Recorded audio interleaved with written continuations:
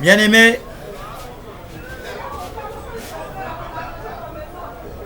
comme avait demandé cet homme riche, Seigneur, aie pitié de moi.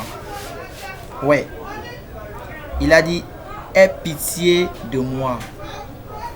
Jusqu'au jour où tu le diras, c'est à ce moment qu'il entrera dans ta vie. C'est à ce moment que ton âme, là, tu pourras dire, écris mon nom. Mais dès lors que tu ne le dis pas, bien-aimé, évite et arrête ces chants qui n'ont aucun rapport avec la parole de Dieu. Ces chants qui poussent plutôt la Dieu, qui met Dieu en colère. Je n'ai rien fait, mon nom est écrit. Qui t'a dit ça? Je veux mon miracle aujourd'hui. Tu veux ton miracle aujourd'hui quand tu es dans le péché? Quand tu es comme cet homme riche et que tu as refusé d'être comme Lazare? Hein?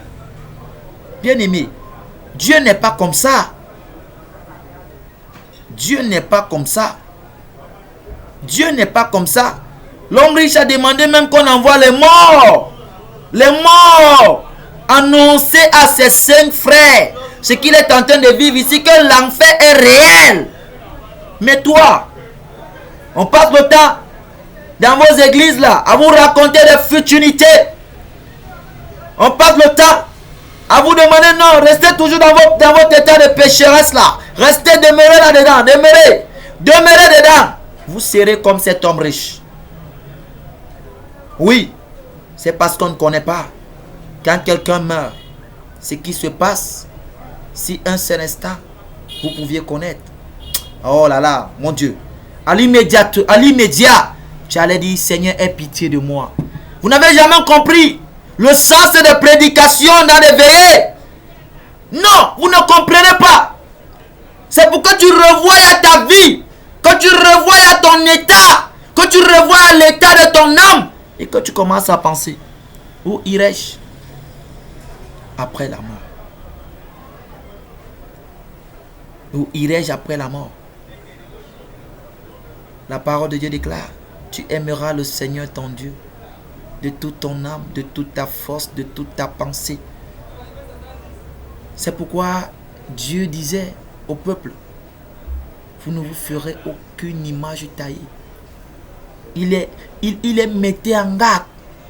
C'est dans le cœur.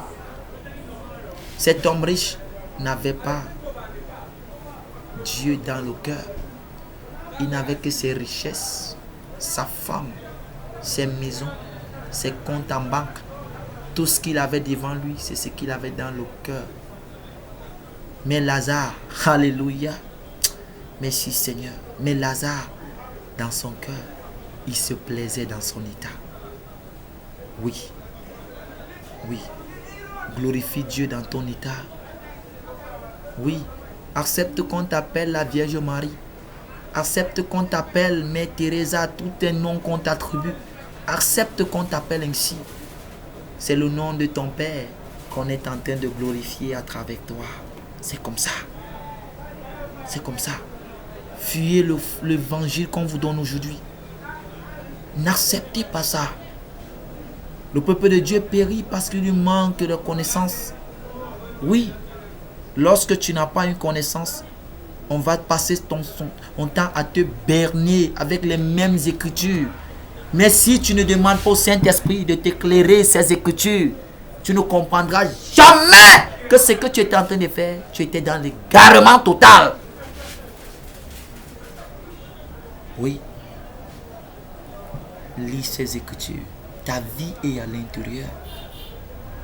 Ta vie est à l'intérieur. Ma prière, c'est que tu fasses un choix. Christ a dit, je mets devant toi la mort et la vie. Mais je te donne un conseil. Choisis la vie. Voilà devant toi, tu as le riche et tu as le pauvre Lazare. Alors gare à toi. Gare à toi. Mais le conseil que je vais te donner, c'est de choisir le pauvre Lazare. Et plais-toi dans sa vie. Plais-toi dans ce qu'il vivait. Et tu verras, ta récompense sera grande. Ta récompense n'est pas sur terre.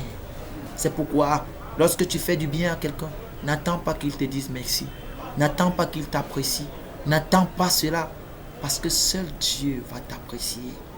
Les honneurs des hommes ne servent à rien. Les honneurs des hommes ne conduisent nulle part. Les honneurs des hommes apportent plutôt malheur. Mais l'honneur de Dieu t'élève et te donne une couronne. Oui, une couronne. Jésus n'était pas fou de dire, celui qui persévérera sera sauvé. Parce qu'il savait que nous aurons des tribulations dans le monde. C'est de cette tribulation dont il parlait. Il faisait allusion à cela. La richesse du monde, l'orgueil de la vue, la convoitise. Ah oui, bien-aimé, mets cela de côté. Fuis cela. Fuis cela. Et tu verras ce qu'il fera dans ta vie. Tu verras ce qu'il fera dans ta vie. Oui, tu verras ce qu'il fera dans ta vie. Alléluia. Alléluia. Alléluia. Ouvre seulement ton cœur et reçois ce Jésus. Et reçois-le. Ouvre ton cœur, ouvre ton cœur, ouvre ton cœur. Je ne sais pas ce que tu vis. Je ne sais pas ce que tu traverses. Je ne sais pas ce qui te tracasse. Je ne sais pas ce qui te dérange. Mais ouvre ton cœur uniquement. Ouvre ton cœur. Ouvre ton cœur. Ouvre ton cœur et reçois-le. Reçois-le. Repends-toi de tout ce que tu as eu à faire qui ne le glorifiait pas. Repends-toi de tout ce que tu as eu à dire qui ne le glorifiait pas. Repends-toi des égarements et reviens. Reviens. Reviens. Afin que la même souffrance dont l'homme riche était en train de subir, que tu ne passes pas par ces mêmes souffrances. Que tu ne passes pas par ces mêmes douleurs.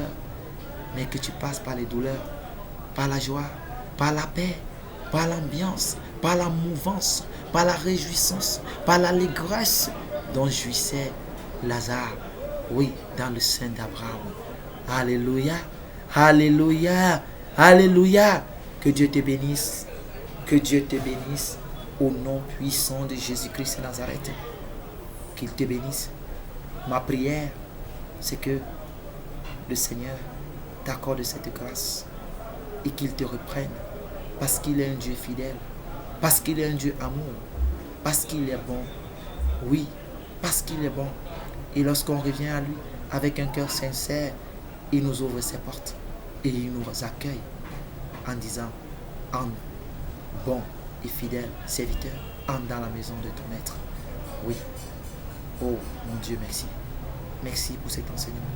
Merci pour ceux-là qui l'écouteront. Merci Seigneur. Dispose les cœurs. Dispose les cœurs au nom puissant de Jésus-Christ. Donne-nous toujours la force, Seigneur, à nos autres Pères de gloire. Équipe-nous, Père de gloire. Équipe-nous dans le nom puissant de Jésus-Christ de Nazareth. Amen. Amen. Que Dieu te bénisse au nom puissant de Jésus-Christ.